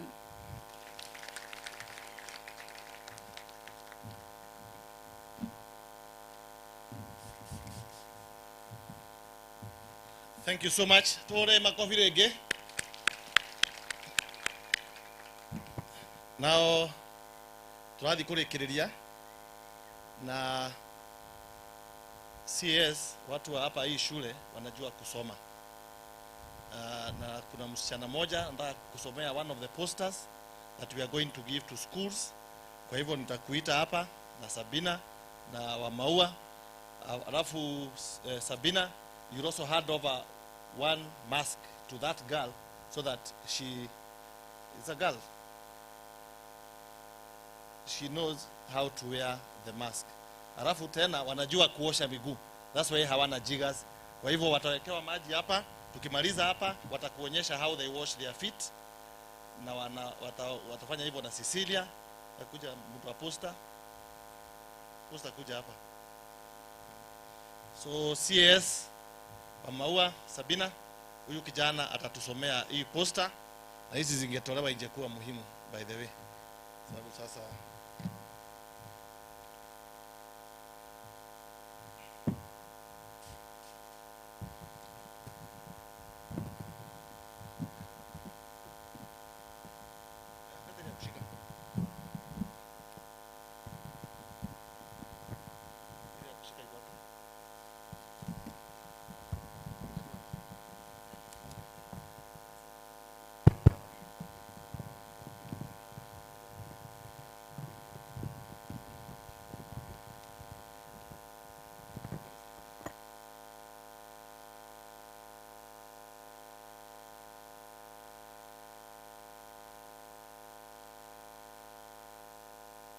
tunataka huyu kijana atusomee hii poster tunapeana kwa mashule zote ndio wajue how to prevent and control the jiggers. Soma kijana na useme jina yako.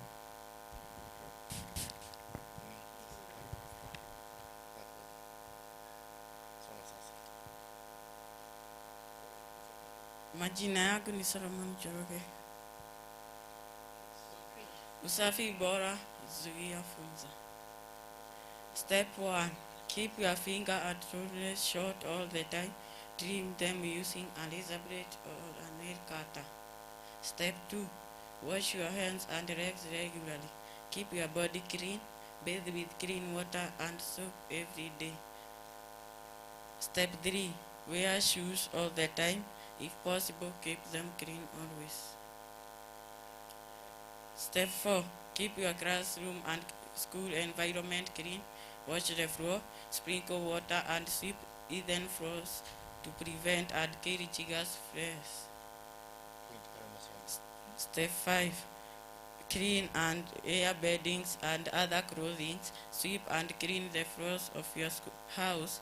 Keep your toilet and homestead clean. Trim the bushes around your home. Step 6. Keep domestic animals outside your home. Build separate shelters for them. Nimaliza. Onyeshe. Yoni? Sema 2 1 2 3 4 5 6. Step 1. Keep your finger and toenails short all the time. Trim them using a razor blade or a nail cutter. Thank you. I think that's okay. And now hii ni poster yako utaenda nayo kwa classroom. Wacha mweto wa county anakupa. Mpigie makofi tafadhali. Toa hiyo.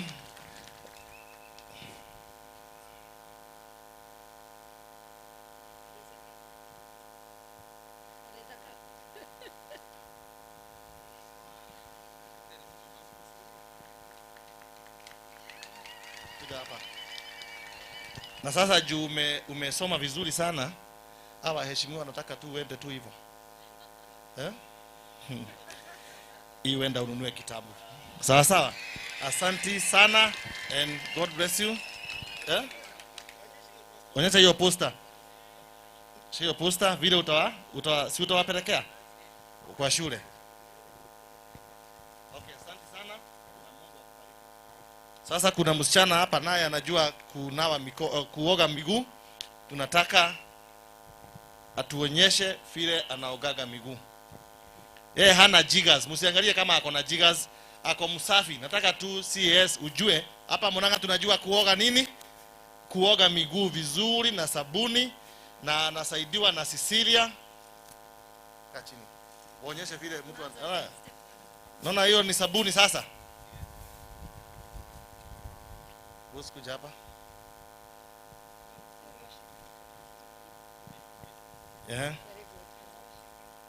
Mnaona hard washing vile inafanywa? Mnaona? Cecilia tutapeleka hii.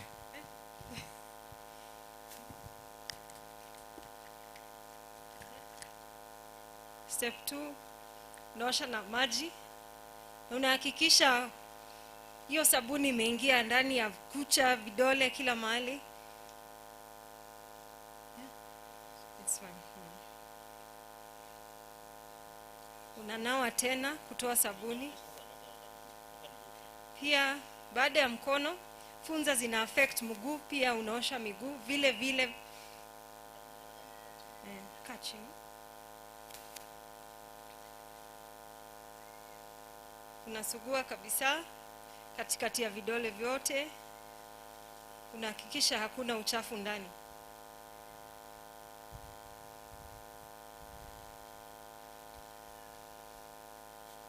Msichana wetu ameng'ara, hata hana funza kabisa.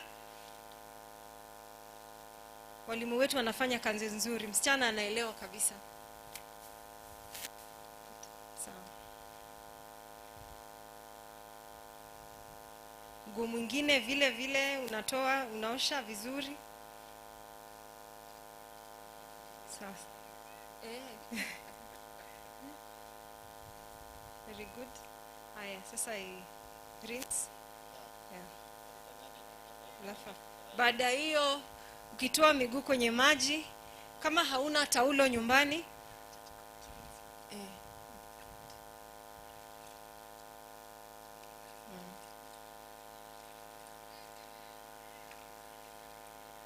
good. Okay, kanyaga hapa juu. Hiyo maji ukimaliza kuoga mguu, unaimwaga pale kwa nyumba. Na unakaa tu hivi, mguu inakauka. Kama hauna towel, hivyo tu. Na inakauka vizuri. Baada hiyo tunapaka mafuta na unang'ara na tunafukuza funza kabisa. Na mama wa county anamvisha barakoa, yani mask yake.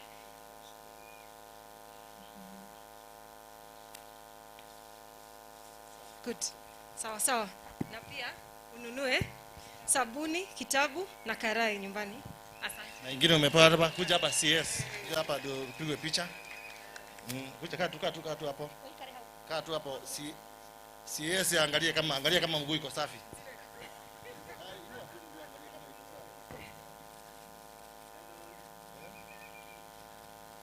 Asanti sana. Tukiwa tu hapo, tuko na watu wa Madison walikuwa tupatia pesa ya kununua karai, ndio wametunia hizi karai zote. Walikuwa na ile dummy check. Iko wapi? Kuja haraka ndio ikue. Meanwhile, all the head teachers, tafadhali, kama uko hapa na shule yako imeandikwa pale, tafadhali enda kwa hiyo tanki yako. Tunakuja ku hand over, and our partners Lotto Foundation, tafadhali let's go and hand over the tanks to the teachers. Wacha waende pale. Meanwhile, wakienda hapo, kuna kijana yenu hapa anaibanga wibo. Anaitwa nani? Sami Longo, kuja utufanyie wibo moja as we go to hand over the tanks. Kama Longo, karibu.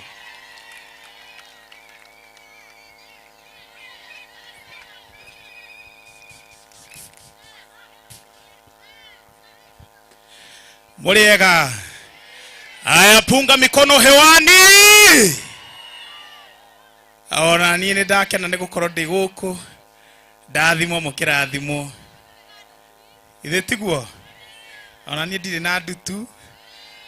Na mũthuri ũcio wĩtagwo Kamau wa ndutu nĩ arutaga wĩra mwega. Ithe tiguo. Hamwe na atongoria aitũ a Sabina na arĩa othe me gũkũ nĩ marutaga wĩra mwega nĩ tondũ wa kũreka wĩra mwega ũthiĩ na mbere. Nyendaga rwĩmbo rwĩtagwo nĩ wĩkĩte magegania kĩrathimo gĩakwa menyerera gũcenjanĩrio irathimo.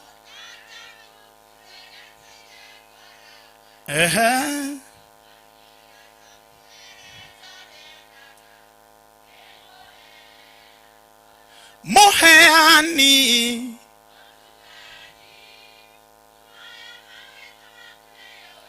Doka jethe Mokwenda toina rwĩmbo rũrĩkũ? Mũtigĩũke toina rwĩmbo rũmwe. Ihinda ta rĩrĩ githĩ ti rĩega. Nĩhe rwĩmbo rwĩtagwo Moheani, nipatie Moheani DJ na ikimbie tempo kidogo nigetha tũkĩhote gũthiĩ na kĩmudi kĩu githĩ tiguo. Rĩu he rũngero rwa igũrũ rũretwo Firirinda. Firirinda Yotakundaga nyakunde. Thank you DJ. Tunde makofi juu tuna.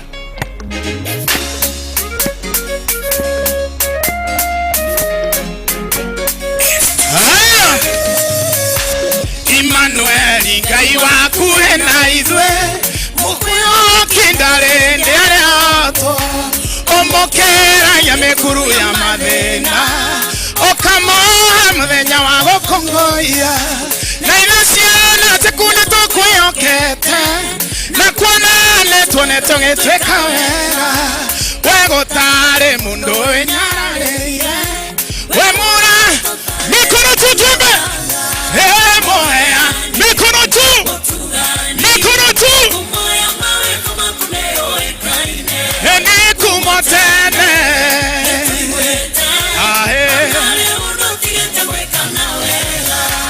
ewe ngai wa muthenya ona ũtukũ mũrokia wangemire irokaga rũcinĩ mũthũithia rĩũrĩa wega hwaĩ-inĩ ũrathimaga muthenya ona ũtukũ mwene gũtũra gũthe kũrĩa kwana toro nĩnjũĩ no ũtũrathime hĩndĩ ciothe tondũ ndathimisha kwĩtĩkĩre mahinda hĩndĩ ciothe ũtugiwa wacha nisikie makelele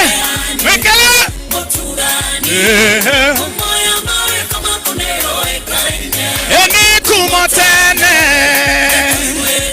ate shangwe na vikelekele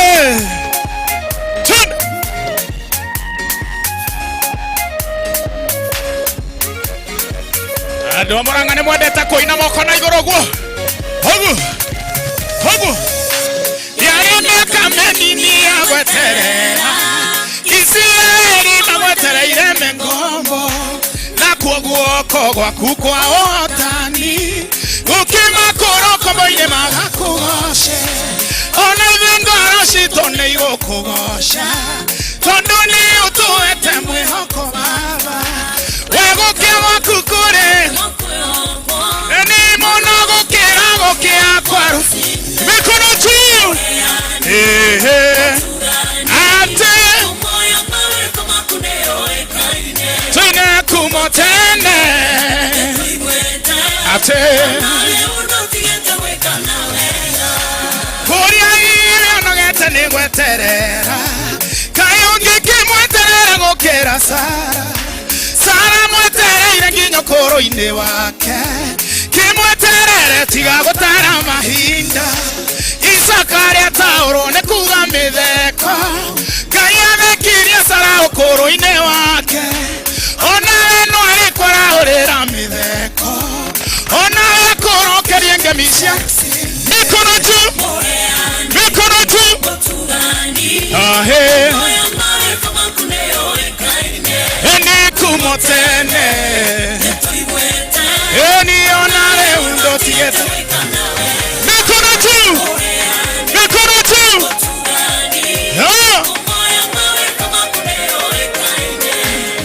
Wakundoge kimenyeka uri utarihe. Nushumuta ukungemenya megedere yaku. Meshia maito na makune marihanere. Shika DJ. Pull up. Thank you. God bless you. Asante. Yes. Mutigadi to treketi gogona. Sami. Kaiwarekia koina. Tugukenda arumwe harora ndigite. Andu aya matigetwo ni mundu haria hari ndutu. Riu makoro ni matumire ndutu-ini, meiratu-ini, matangi-ini na maundu-ini ta macio. Na andu twina andu maretwo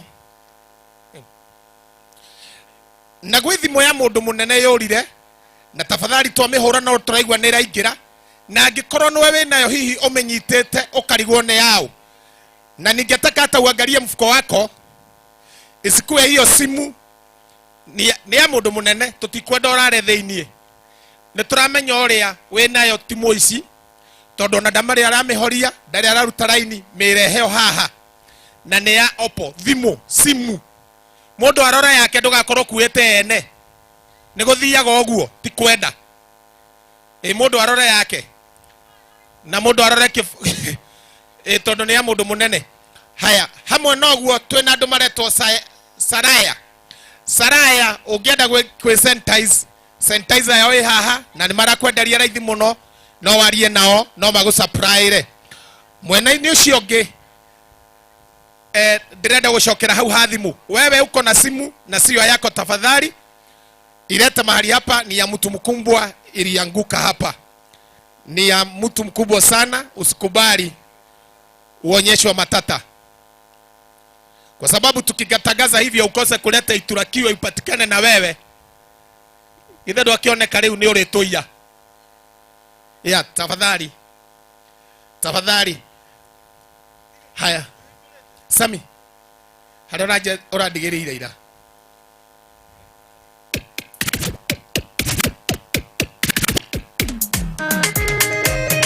goja kidogo.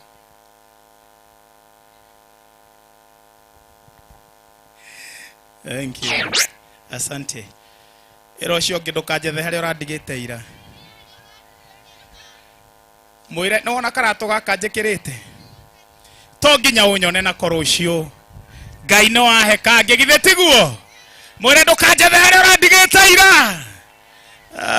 Aya. DJ nipatie wimbo. Tempo ikimbie kidogo tu.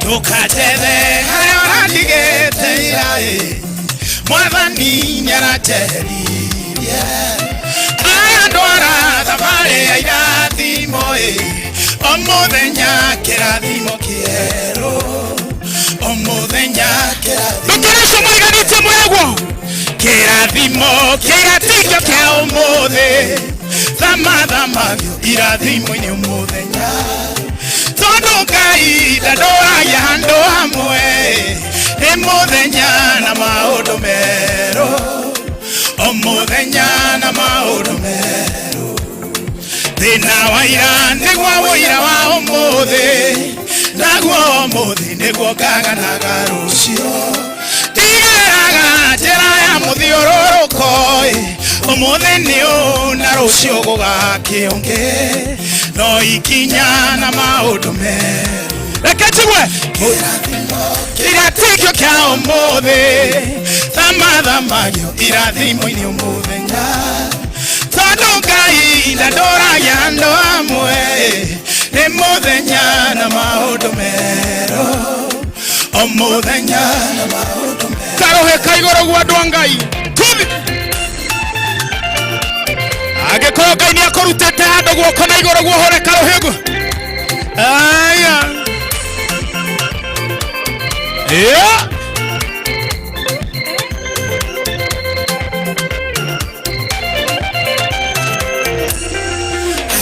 Umuthi ti haria ndaturaga ni thabarĩ-inĩ nginyĩre arĩa marĩ mbere arĩa ndatigire marĩ thutha mokĩte tondũ nĩ thabarĩ Mwathani atũtwaraga o mũthenya ikinyũkia rĩerũ tũnĩ kĩrathimo kĩratigio kĩa ũmũthĩ thamathamathio irathimo-inĩ ũmũthenya tondu Ngai ndandoragia handu hamwe ni muthenya na maundu meru o muthenya na maundu meru iwe wonaga aria mari mbere yaku ukaga kuona aria mari thutha waku Ngai ucio wakurutire kuu warĩ nowe ũgũkinyĩtie hau we ũrĩ ũmũthĩ nowe ũgagũkinyia kũrĩa wendaga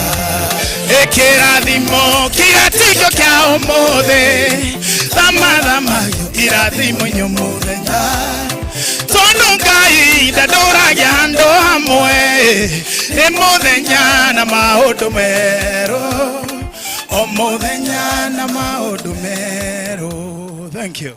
Asante. Rugama harĩ ũrĩ tafadhali. Turenda kũrĩkĩrĩria tumwe ihinda rĩa kũgeithia nene anyu. Niĩ njĩtagwo Pastor Mwatha Kim nĩ ni tũcemanagia nawe Kameme rũcinĩ tene ngakũhoera na ngakũmĩrĩria. Reke tũhoe nĩgetha wĩinũke wega. Haya mũtireke tũgĩcokie ngatho. Ũkocokie ngatho. Haya reke cokie ngatho. Nĩ twagũcokeria ngatho Ngai nĩ tondũ wa gũtũhe igongona rĩega.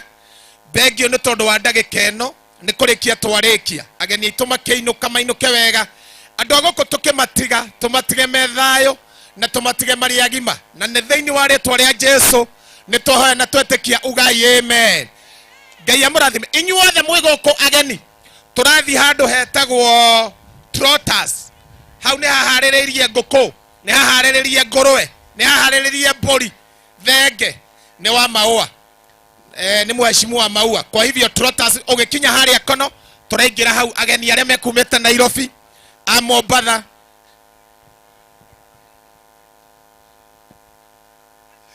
aca ti hau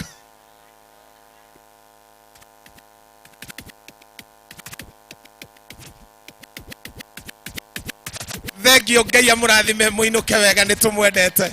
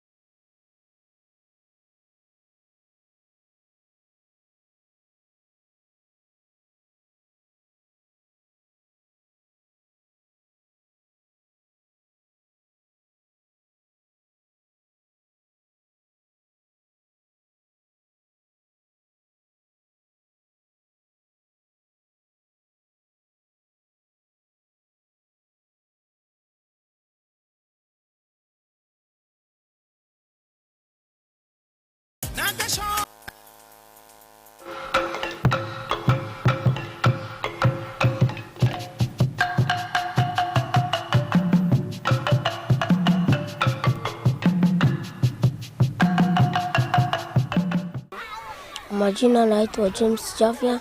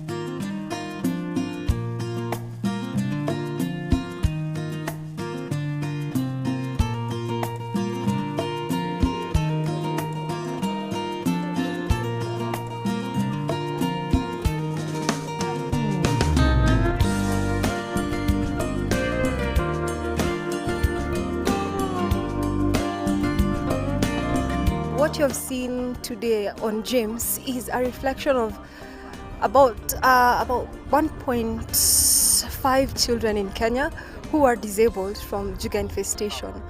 As you saw, he really wants to play like the rest of the children. He wants to go to the pitch and play soccer. He wants to go to school and run with the rest of the kids. But because of Jiggers, in the infestation on the knees, on the feet, on the hands, he's unable to do so.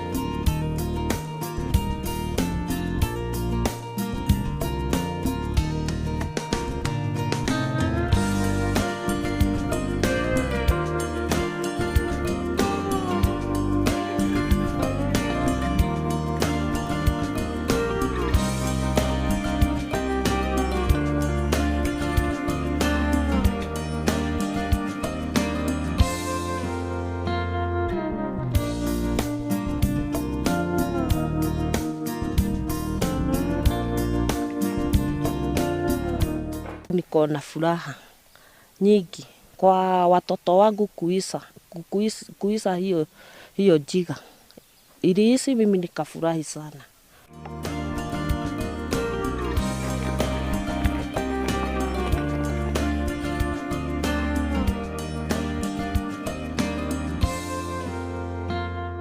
He's already late for the ECD. He should be in class 3 now. And we really pray that their heart will maintain them so that they can have a smooth transition to class 1.